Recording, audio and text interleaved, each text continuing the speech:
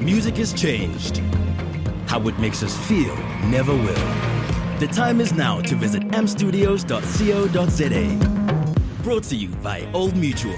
Hi, I'm Mac G, and this is the AMP Studios Creative Industry Podcast, a series of masterclasses that are designed to help you build a business in the music industry. Proudly brought to you by Old Mutual.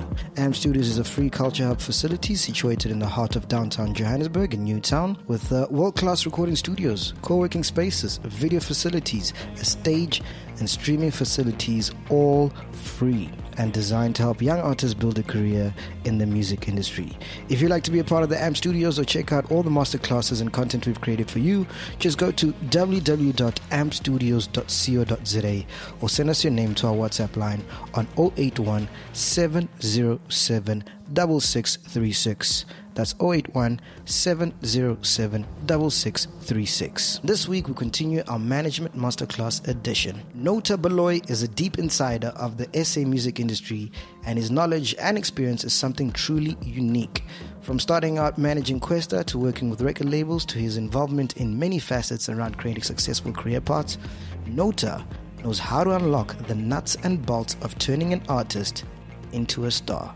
For all you aspiring managers out there, here is Nota Baloyi. Thank you, guys. How many artists are in this room? Okay. How many artist managers are in this room? Okay. And how many DIY artists, self-managed artists are in this room? Okay. Now I'm going to ask the question again. How many artists are in this room? And before you put your hands up, if you understand that management is an art form as well, right? How many artists are in this room? Everyone in this room is an artist. There's an art to this. It's not just business. Financial well-being of an artist manager. Define your roles and responsibilities. That's the first thing you need to do whenever you get into an engagement, or if you're deciding to take up an artist that you're going to manage, or if you're managing yourself. What are your roles? What are your responsibilities? There's different kind of artist managers. There are managers who are employed by the artists and manage them, and then there are artist and manager business partners. An artist and manager business partnership is when the manager is also investing in the craft of the artist as well, and not being paid per se. So whatever money that you guys make as an artist and manager partnership, you guys basically share the profits and the proceeds of those. So you need to know which role you're playing. Are you going to be a salaried employee working for an artist and just a manager? Or are you going to be a business partner? So are we all investing everything that we have into creating a career that's going to benefit us both in the long run? Define your level of involvement. So how much are you investing? How much time are you investing? How much money are you investing in this? So that you can also understand what sort of returns you need to expect from this. That's also very important. Know your risk personality. This is very important in any relationship, even like when you're dating and stuff like that. You know what I mean? You need to know your risk personality. Are you the type of person that likes taking risks, bold ones? Or, are you the type of person that's more conservative in your approach? If you know you've got a high risk appetite as well, you need to know how to temper yourself. You need to make sure you don't get yourself into trouble by being overzealous or over-investing in things that might be frivolous in the end. Some things might seem like a good investment in the beginning, but over the long run, it seems like, something that should have been thought about on the periphery or an afterthought. And you don't want to find yourself over-investing in things that are not your priorities. So knowing your risk personality will help you discern, and also remove the emotion from your decisions. You need to be very logical. You need to know that if sometimes you've got too much of an emotional attachment to something, you need to recuse yourself from the decision making. The most important thing is decision making. It's the most expensive thing. The time it takes you to make a decision is time you're losing when it comes to making money. And if you are an indecisive person, you will lose out on opportunities. So you need to learn to decide, and you need to be logical about it. If your emotions cloud your judgment too much, it'll take you too long to decide. There's too many other subjective factors that influence your decision making. And what you need to do when you make a decision is be objective. Contracting on behalf of artists and management company. Get professional legal counsel, that's the first one. It comes at an expense, but there are, places where you can get legal advice for free, or people that can assist you, without having to pay an arm and a leg. Another way to find assistance and legal counsel is that lawyers and the law fraternity, everything that they do is recorded, whether it be court cases, everything goes on precedence, you know what I mean? So you need to read up about specific cases in entertainment law and know all the scenarios. Because the most important thing about contracting is that it's supposed to be a means of dispute resolution. When we find ourselves in conflict, that's when we go and look at the contract. When everything is going good, who cares about the contract? You need to know that you're getting the best professional advice and that you're within the confines of the law or best practice. So you need to read up and do your research as well. Find the right lawyers and make sure that they're giving you the right advice. Define your objectives and ensure that they are measurable, and draw up a holistic career plan. So now, when we're contracting this artist, we need to understand what are our objectives, what are we trying to achieve together? And that is what we are now making sure that we're putting the fallbacks of any fallouts that happen while trying to achieve this in the contract, to resolve any disputes that we may have or that may arise while we're working on this together. If you don't have a drawn-out plan as to what your career plan, and it's not holistic as well, you'll find that whatever you're contracting and putting down on paper falls short of what your objectives are. It's like getting household insurance for the building, the roof, and none of the contents that's inside. When someone breaks into your house, they're not going to steal your roof. They're going to steal the TV. They're going to steal whatever they can get their hands on. But if that's not covered in your insurance, they'll be like, sorry, only claim from us when your house gets burnt down or something. Those are the things that you need to do. You need to preempt everything, even the most improbable, and create measures to mitigate fallout. So you need to find yourself in a situation and play a scenario out. As in if this was to cause conflict between yourself and the artist or the talent, how would you deal with the fallout from that? How would you resolve this conflict? How would you ensure that there can be an amicable resolution? Or how would you then decide that, actually there is no resolution, maybe it's best to just part ways? You need to know all these things. You need to preempt all these things, because these things do happen. And we cannot be oblivious to it. That's what we consume in the media. You hear about artists and managers and record labels having lots of conflicts, so you can assume that you will encounter it at some point. And therefore, you need to preempt it and prepare yourself for it. Have an exit strategy. The next one is about creating a career that can stand the test of time. First thing you need to do is set yourself apart, what Benza was talking about earlier.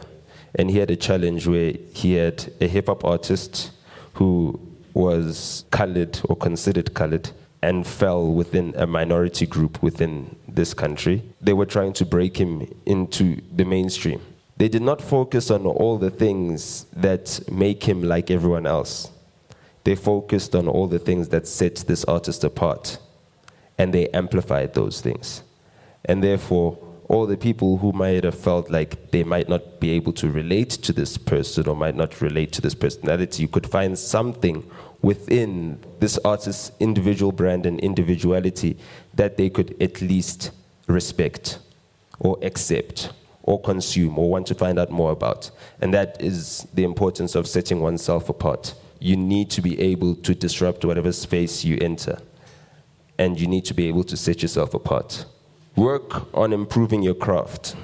That goes for everybody, artist, manager. This is a craft. It's an art, and you need to work on improving it constantly. You need to get better every single day. Not just because you need to improve yourself, but I mean, time waits for no man. And no man can pause time. And the time you're not taking to work on yourself and your craft, someone else is taking to work on themselves and their craft. And this is very important when it comes to building a long-lasting career, because as much as we like to think that we might be irreplaceable and indispensable, we're not. There's a computer that can replace you. You know, it's not even personal. So you need to work on improving your craft every day. If you're an artist, a singer, you need to be making sure that you're doing your vocal training and every day. Because when they ask you to come perform at your 50th anniversary and you can't hit a note, it's tickets for you. If you're an artist manager and you're not working on your craft and improving it every day, the marketplace is changing. Technology is disrupting everything. The way in which we did business 10 years ago is almost completely different to the way that we do it today. Yes, there are some fundamentals that, remain the same forever, but it's changed forever. Back in the day, we were trying to sell CDs. Nowadays, only Amifaku can sell CDs. The game is changing. And the way in which you approach your work is basically based on your skill level at the time. So you need to make sure you're constantly working on improving your craft. Be bold and patient.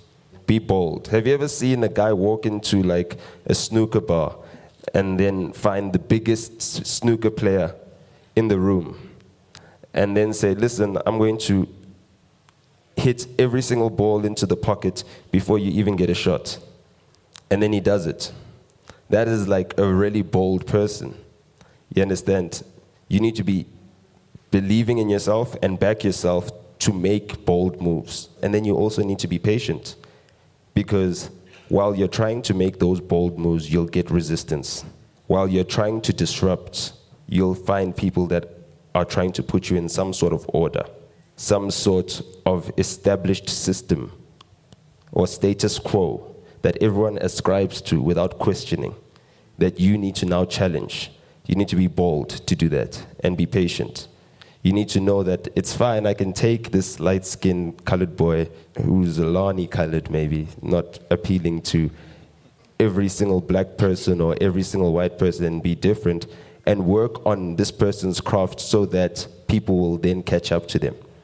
And that's where being bold and patient comes into play. Building your brand as a manager. Your work will speak for you. Do it well. I think that is like the key takeout that all artist managers or self-managed artists should take out. Your work will speak for you. Do it well.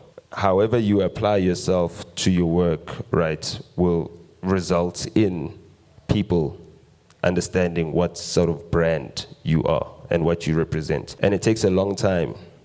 It takes consistency to build your brand.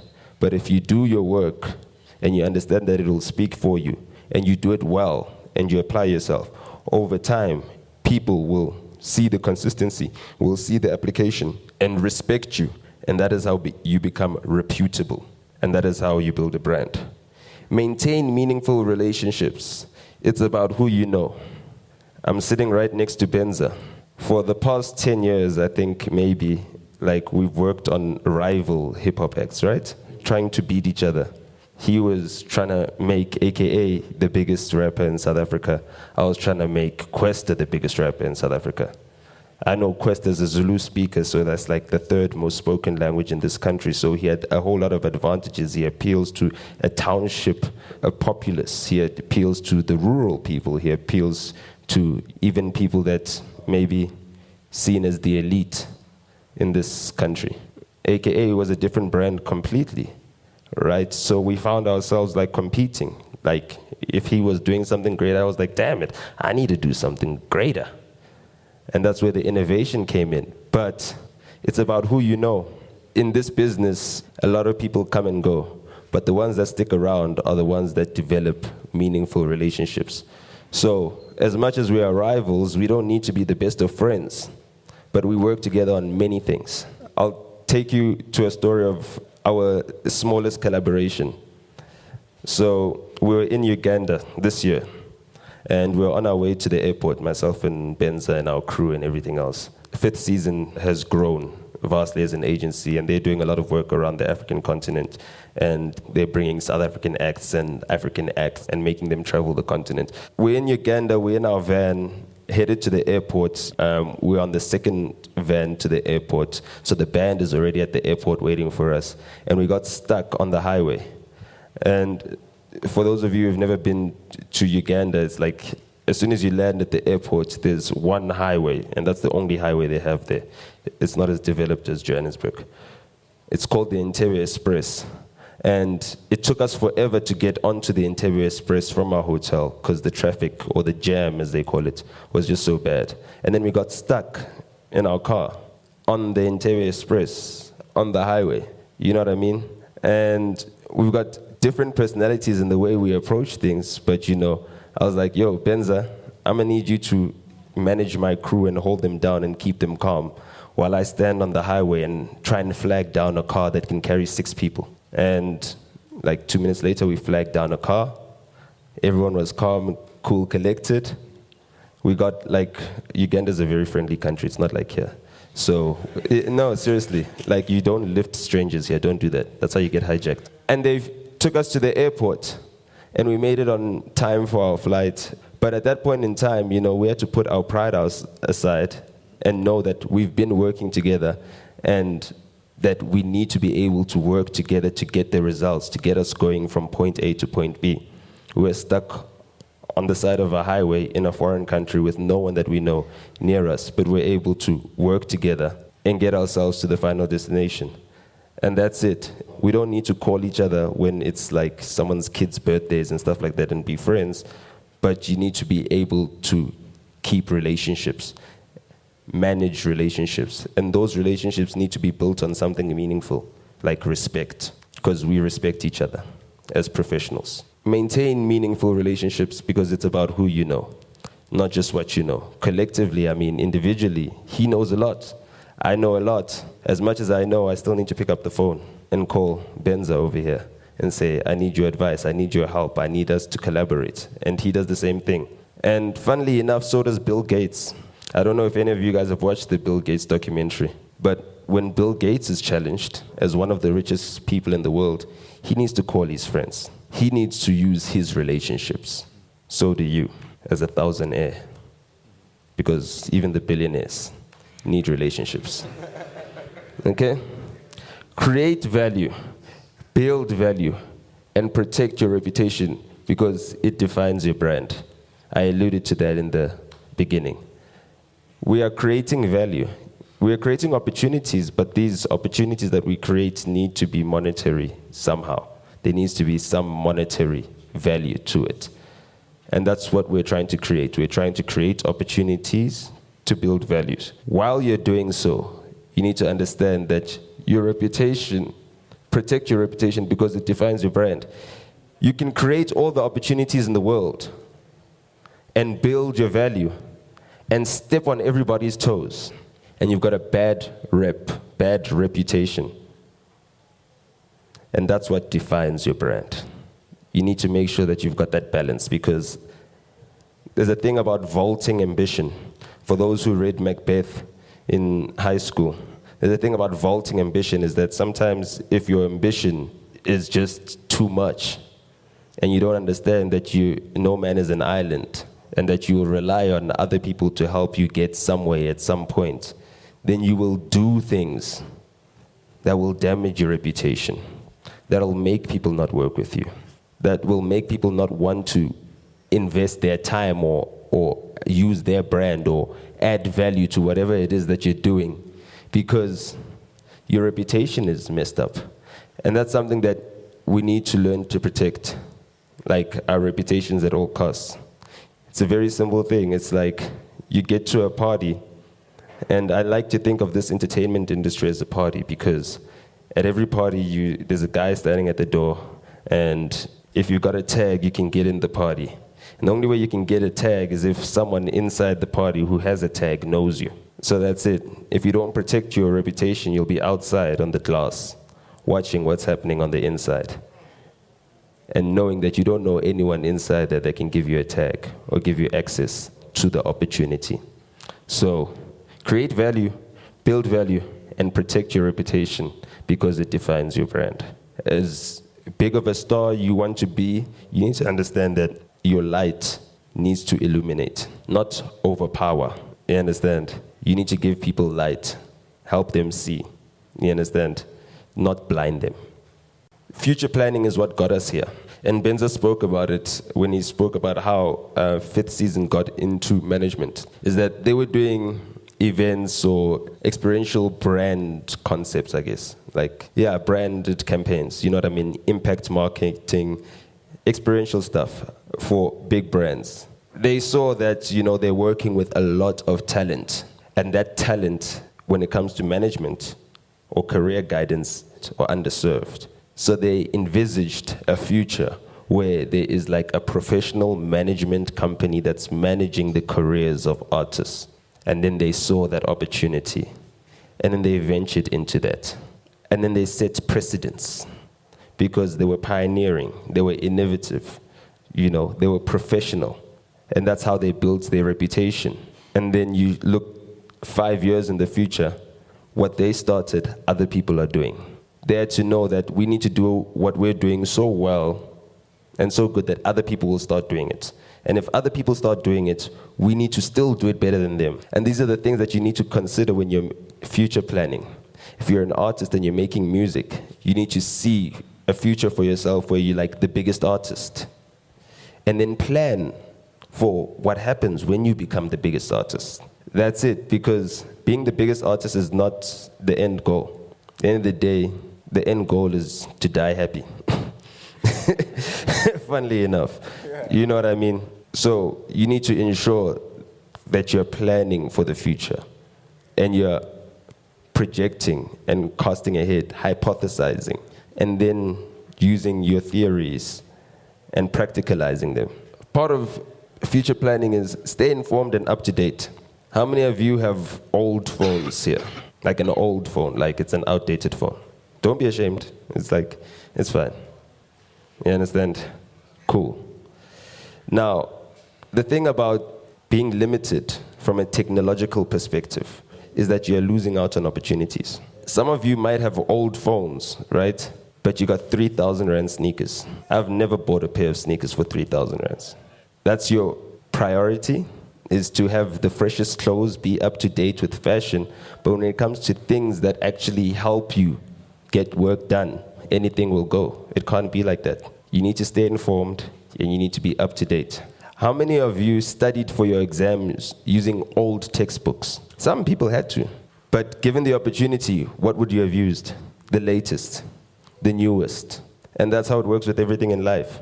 If you're studying from the old textbooks, you need to understand that the world has changed since those textbooks were made. When I was in school, which is not too long ago, you know, I think it changed in 1999 or something like that, where we found out that Pluto was a comet and not a planet. But think about it like that. There's some kids that are arguing with their parents right now saying, yo, mom, Pluto is a comet. It's not a planet. And their parents are like, no, that's not what was written in my textbook. You see how it holds you back to not be up to date. Discern between fallacy and reality. There's an impression that's created. That's what us managers are supposed to do. We're supposed to create this impression. But you need to know the difference between the impression or the fallacy and the reality. You need to stay in touch with the reality because that is where you really are. As much as you might put on this appearance as to what you aspire to, you need to be very aware of your reality. That helps you manage expectations as well. And when it comes to future planning, you need to know the difference between the fallacies and the realities, because what really makes you plan for the future is just your competitive nature. You see other artists doing great things and you want that for your future. And that informs how you make decisions about, you know, your career moves and everything else. You need to know what the fallacy is when you're looking at someone else's playbook and know what the actual reality is. Because we cannot walk in the same shoes, even if we wear the same size. This one pair is for these 2 feet. So you need to discern between what the fallacy is and know the reality so that you can plan for a future. You can create a new reality. You can create a new disposition. You can change the status quo. I hope you're enjoying this episode of AMP Studios Music Industry Podcast. Don't go anywhere. We'll be back right after these. Old Mutual Rewards wants to help you take charge of your financial well-being. That's why we are rewarding you with points for having your financial needs met by Old Mutual. Points are earned on 5 tiers, which are determined by the number of financial needs met. Depending on the number of needs met with Old Mutual, the higher your Old Mutual Rewards tier and the more you earn. 0 to 1 financial need met by Old Mutual will put you on the first tier. Up to 3 needs met will put you on the second tier. With 4 needs met, you will be on the third tier. With 5, you will be on the fourth tier, and 6 or more needs met will put you on the fifth tier. Once you know which tier you are on, it's easy to work out how many points you will earn. Here's how it works. Each tier comes with a set of percentages that apply to different kinds of financial needs. Once you have determined which tier you are on, simply apply the corresponding percentage to the premiums you are paying towards each financial need, and you will get the amount of points you will earn. To see the full table of tiers with their sets of percentages, please visit www.oldmutual.co.za/rewards. If, for example, you contribute towards an Old Mutual funeral plan with a monthly premium of 100 Rand, as well as a tax-free savings plan with a monthly premium of 1,000 Rand, you will be on the second tier as you have 2 financial needs met. According to the earning percentages for the second tier, you will receive 30 points per month simply by taking care of your financial future. It's always important to get financial advice when deciding which financial product solutions are right for you. Visit www.oldmutual.co.za/rewards to connect with an experienced financial advisor who will guide you on the path to your goals. Sign up for Old Mutual Rewards today and let us help you achieve your financial dreams. Welcome back. Let's get back into this week's AMP Studios Music Industry Podcast. Be imaginative and influence change for your ideal future reality. You know, in the previous point, I ended up alluding to that. That is it, is that you need to be imaginative. You know, you need to envisage. You need to be like, these artists are not managed, the ones that I'm working with. And we could help market and brand them the same way we do these liquor brands. Let's imagine a future where we are now artist managers, talent managers, brand managers of artist brands. And that's how you create a 5th season. You understand? You become imaginative and you influence change for your ideal future reality. And that's what the pioneering steps do for you. When you innovate, you influence change. If you hear no from everybody and you prove them wrong, you've changed everything. You need to create that glitch in the matrix. That is it. That you need to be the change you want to see in the world, yeah. But how do you practicalize that? You need to be imaginative, innovate, prove people wrong, prove your concept, and then you change the reality all of a sudden. Because I think, is it Nelson Mandela who said it's always impossible until it's done? Imagine that. It's always impossible until it's done. As in the collective consensus, everybody believes that it cannot be done, and then you do it, and then everybody's wrong. Then reality has changed. How to be financially independent as an artist manager. The first one is pretty simple. It's self-explanatory. Spend less than you make. I mean, that's basics. Spend less than you make. It goes on the importance of knowing like what it is that you're making and what it is that you're making it for. You know, are you making money so that you could be Fashion Week every day, be the flyest dude in the room, have the latest sneakers and everything else? Or are you trying to create a sustainable future for yourself? Money is very important. Having money is very important. There's a lot of people who became artist managers just because they got money. They got access to finance, which means they can make opportunities, realities, much easier. So if you're spending all of your money, you're giving yourself less opportunities. So you need to spend less than you make. Invest in yourself and improve your skills. If you're spending money, spend it on making you a better manager. Because once you get a reputation as the best manager, you don't need to sell yourself. You can demand whatever fee you want at the end of the day because you have created that value and someone needs to pay for that value. So you need to be investing in yourself. You need to be reading up on all the books. You need to get the latest information from the internet. You need to be at least a subscriber on Music Business Worldwide. If you're not a subscriber on Music Business Worldwide, like, pull out your phone right now. Like, right now. If you don't have Music Business Worldwide, this is an instruction, sorry. I just go onto your Safari or whatever browser you're using, just say Music Business Worldwide or Google it. Music Business Worldwide just basically logs everything that's happening within the industry. If you're an artist or an artist manager, those are your peers. They might not be in the same country as you. They might be like mostly based in the United States, which is the #1 market in the world. But those are your peers. Those are people who are playing in the same field you're playing in. You need to be up to date with what they're doing, the latest trends. And then you also need to know the fallacy. And then you need to know that you are in South Africa. What is your reality? And then you can see how you can innovate and change the game here. So investing in yourself and improving your skills doesn't have to be something that you do with a lot of money. It doesn't have to be something that you do with an MBA. You could be self-studying. How many of you are on YouTube every day learning about how to be a manager? How many of you are on YouTube every day? Every day, everybody. How many of you are using YouTube to learn how to be a better artist manager? Few people. Why are you underutilizing that resource?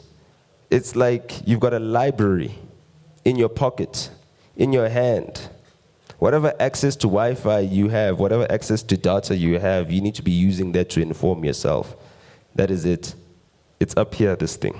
I like to say that to like the people that I work with. It's up here, this thing. So you need to feed this thing. That is how you improve your value. That is how you improve your skills. Invest in yourself, your knowledge, your expertise. Try something new. Give yourself new experience because your experience also counts. It's about how many years you've got in the game, how much skin you've got in the game a lot of the times. So you need to be constantly investing in that and improving your skills as a manager. And that will help you become financially independent because then you'll have opportunities that will grow because your value will be growing. Strive to create multiple alternate revenue streams. It's another thing is that for a lot of you who are artists, managers, and starting out with artists that are maybe like, let's say, tier 5, like real bottom tier artists, they're really starting out, they're developing. At the end of the day, if you're reliant on your split of the bookings money, you're reliant on a percentage of 2,000 rands. That's not going to work for you. That's not going to help you reinvest in yourself. That's not going to help you reinvest in your craft. So you need to find other means of creating money. Back when we were starting out, what we would do is that because we weren't getting bookings, when I was starting out working on the Kwesta brand, because we weren't getting bookings and everything, we do other things. We do like little res surprise parties. And like there might be like an appearance fee to appear in the res or whatever. At the same time, on the back end, I was doing video content and stuff like that and providing that for the client and saying, hold on, this is an added value service. And then here we go, now the artist is being paid for the appearance fee. And also on the other end, I'm building other services onto what I'm providing for the artists and for our clients as a whole. And then you got like a video service. Funnily enough, I discovered that a project that we did in 2011 was done with an agency called Have You Heard? The guys that actually put this thing together. I searched through my emails. I'm like, the staff might have changed and everything else, but I've invoiced these guys before, 8 years ago, to be exact, on the 17th of August, 8 years ago. And that was because we were building alternate revenue streams. So now we weren't just creating music and creating a celebrity brand. We were also creating video content. And these are things that, weren't really standard back then, but have now become standard. Imagine that. In just those 8 years, things that we're trying as experiments are now like what is expected of you. So you need to strive to create alternate revenue streams. If you're an artist manager and you're working on a certain artist and you're like, damn it, okay, fine. I've got this artist that needs to perform within this area and build an audience within this area, then you need to start promoting parties at these areas. You need to put that whole entire thing together and make sure that there's some sort of income that's coming in for you so that you could invest in yourself. Because as much as you're investing in the artist brand, at whatever level of involvement is, if you're a business partner, then you're investing a lot of everything that you make as well in this building this artist brand, in the hope that once they become tier 1, there will be some return on an investment that will filter down to you. You need to ensure that you're constantly doing these things because they will assist you in getting the brand out there, like the artist that you're working with, and it's in line with what you're doing. And at the same time, it will also mean that you've got better financial resources. And that means that you will be more effective. You'll have the means to invest in your skills. You'll have the means to invest in your craft and get further. So that's the third and final point on this slide. Marketing the right way. First thing you need to do is you need to spell correctly. Your reputation precedes you. That's what it's supposed to say. You need to know that your reputation walks in the room prior to you. That they say that this person will be here and the room will fill up because they're reputable. That is how you market yourself. Your reputation precedes you. You need to be consistent. You need to deliver. You need to be constantly improving your skill because we're in a competitive market as well. There's always someone out there not trying to do better than you, but trying to be the best. It's not personal. It's not like they're coming for you. No. Everyone needs to strive to be the best, and that's how we improve ourselves. That's how we improve each other. You need to ensure that you are also striving to be the best, and you're working on it effectively. Don't depend on your talent to market your personal brand. It can be very tricky because, like I said in the beginning, sometimes you have fallouts. Sometimes you have conflicts. And in the space that we're practicing in, you are the person in the background, and there's a court of public opinion. And if you're reliant on your talent to market you as a manager, if Benza was reliant on having AKA saying, no, Benza's the best manager in the business and everything else, you know what I mean? What happens when they have a fallout? The conversation is different.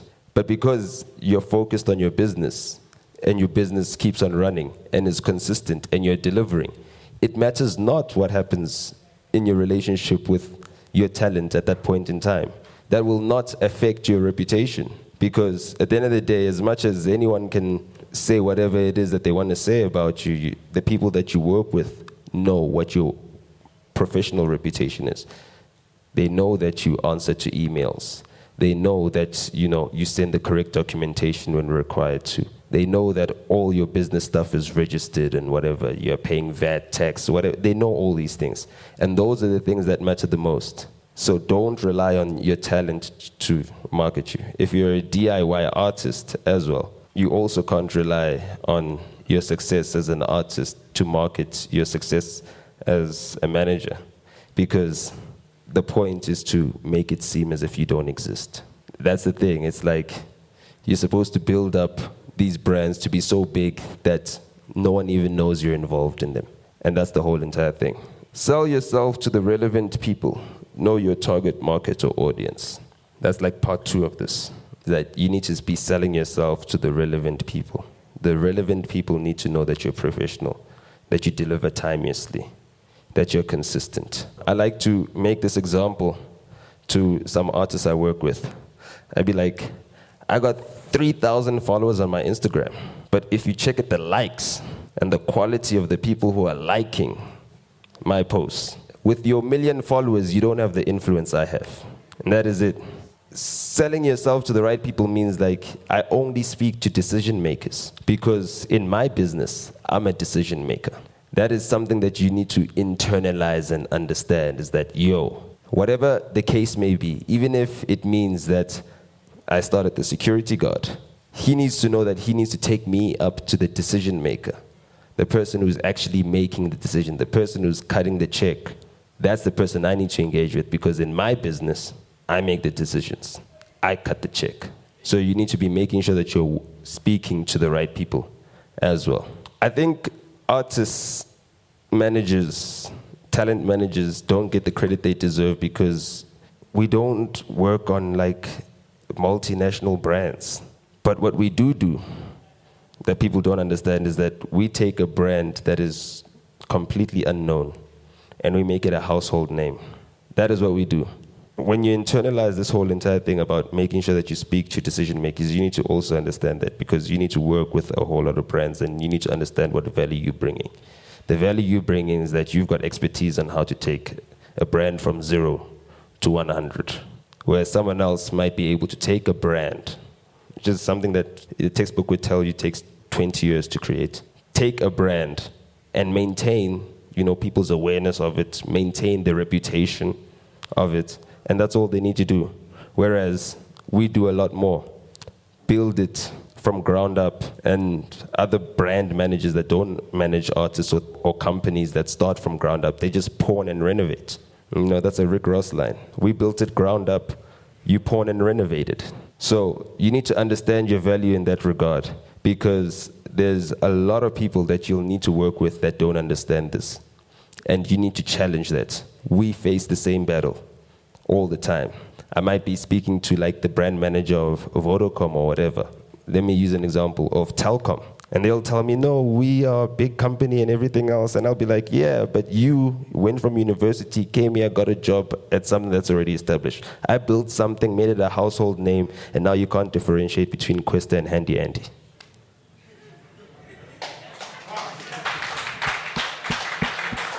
Understand what I'm saying?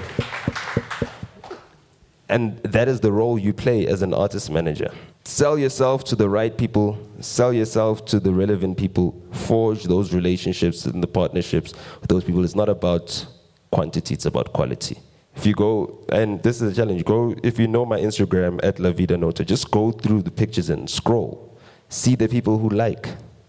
They're some of the top, most influential people in the music business in the world, not South Africa, in the world.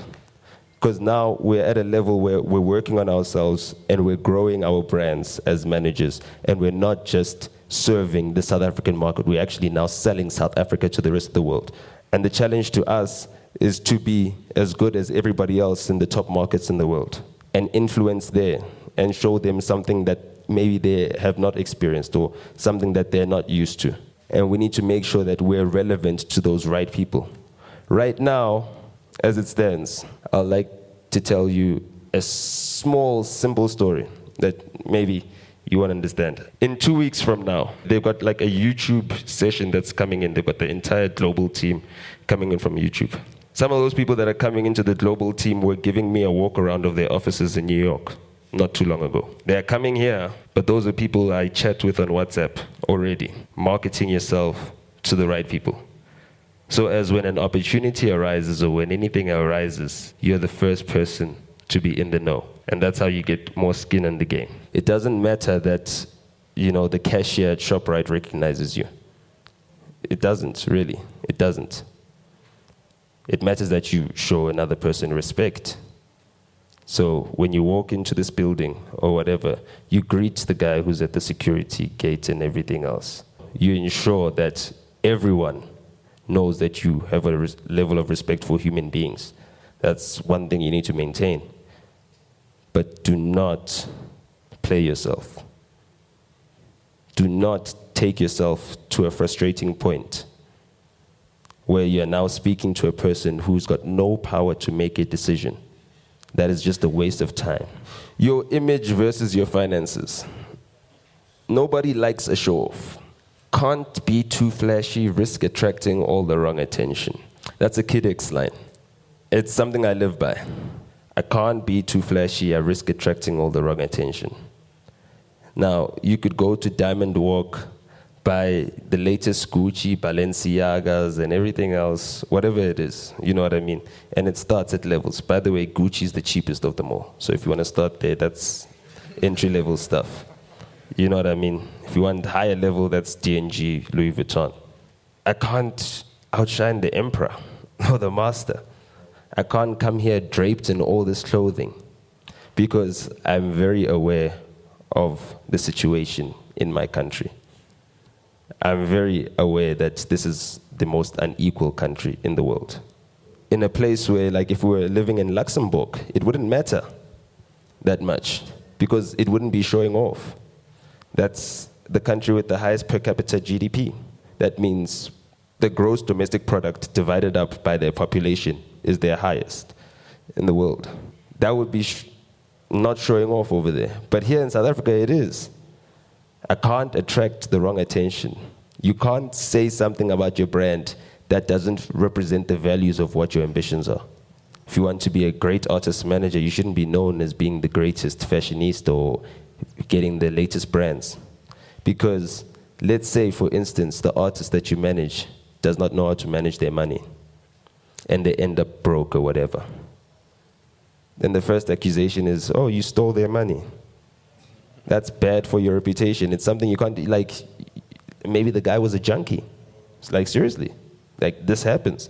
And now we look at the artist manager and we're like, damn, man, I like the swag that you got on. It's like, and these are the things that will affect your reputation negatively, almost irreparably, because no one can trust you if there's an accusation that you're benefiting or you're enriching yourself because of your artists. If Benza came here, had Maybachs parked outside and everything else, and came in a show of lights and was looking all flashy and stuff, people would be like, hey, but his artists are not living like that.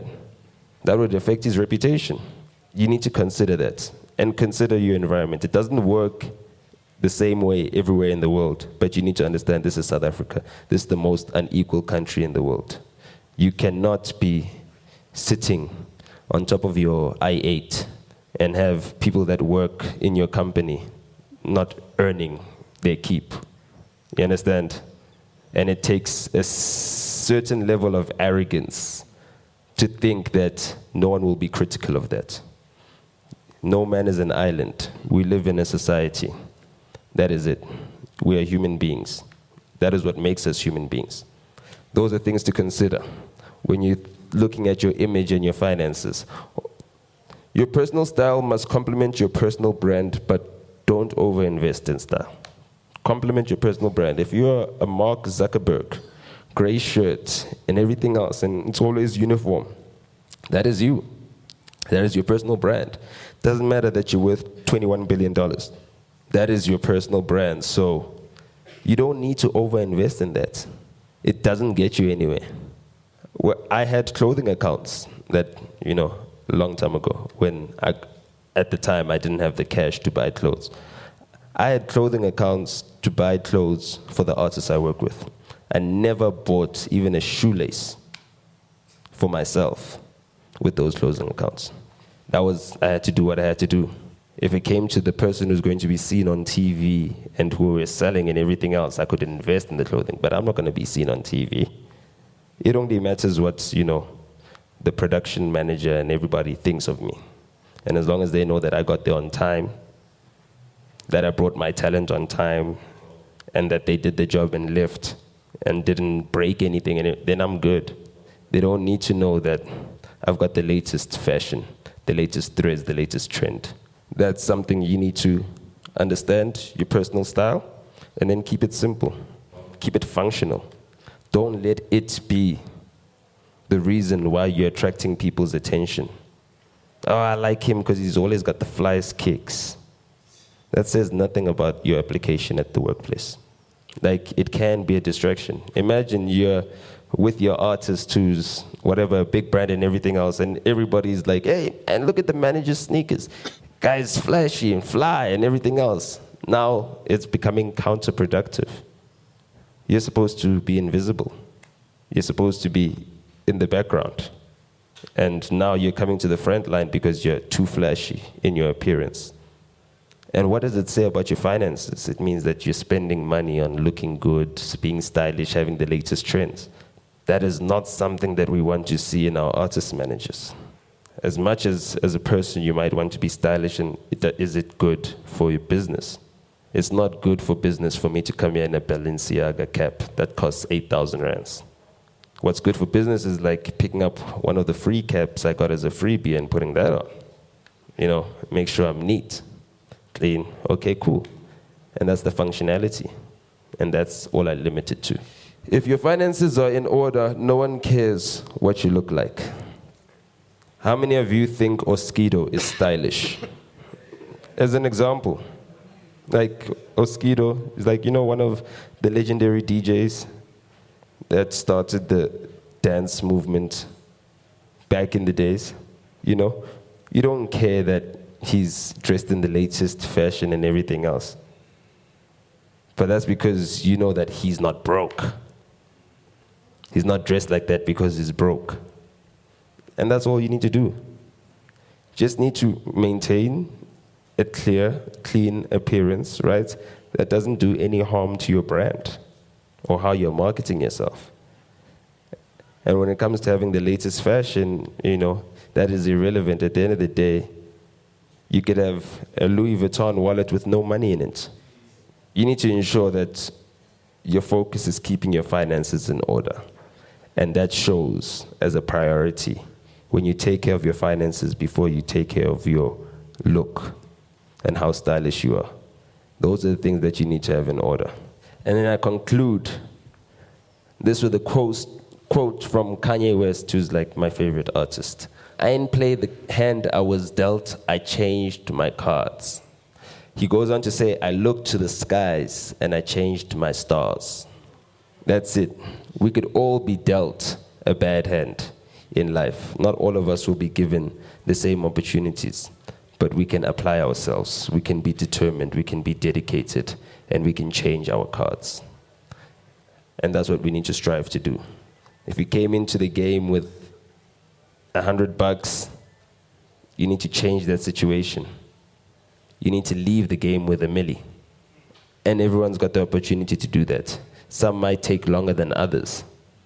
But at the end of the day, it's not about how quick you run this marathon.